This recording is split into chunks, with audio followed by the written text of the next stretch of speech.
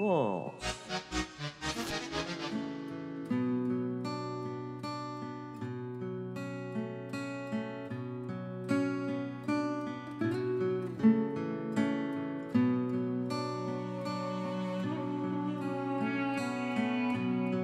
Issunboshi, c'est un conte traditionnel japonais, parce qu'en fait on avait envie de faire un livre et Mayumi avait envie de réutiliser ça. C'est vraiment une histoire que sa mère lui racontait beaucoup quand elle était petite, et c'est un des grands contes classiques japonais.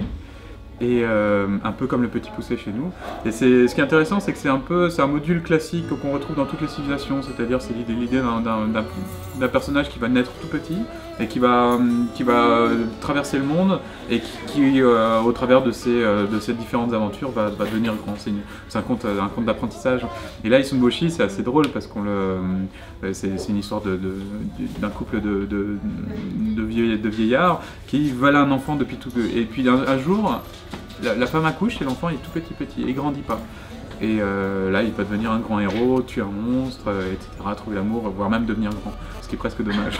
C'est pour les enfants et tout public en fait. En gros, c'est comme les contes traditionnels, que ce soit européens ou ailleurs.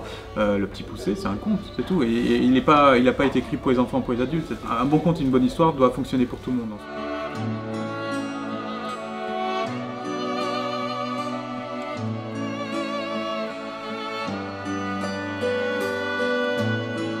La technique d'impression et de reproduction et de dessin va influencer sur le dessin et la façon de penser un livre. Hokusai est peintre, il n'est pas graveur. Et donc les estampes d'Hokusai, c'est pas lui qui les grave. C'est-à-dire que lui fait ses peintures et ensuite il y a quelqu'un qui les réinterprète pour les passer en gravure et changer complètement la méthode d'impression. Et nous, ce qu'on aime chez Hokusai, c'est ses gravures. Mais ses peintures sont intéressantes, sont très très belles, mais en même temps... Et donc en fait, le fait de penser en impression, ça révolutionne, voire même ça peut améliorer le travail.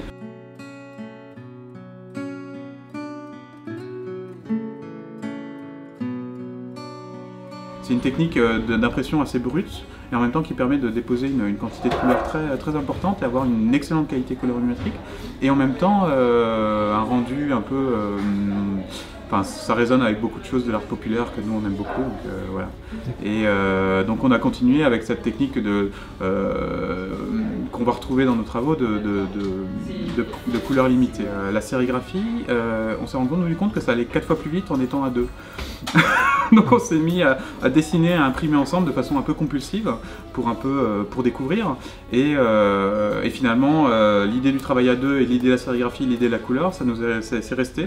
La technique influe, effectivement, mais en même temps, notre façon de dessiner est complètement différente. C'est-à-dire que moi, j'ai un dessin plus envolé, plus rapide, un peu...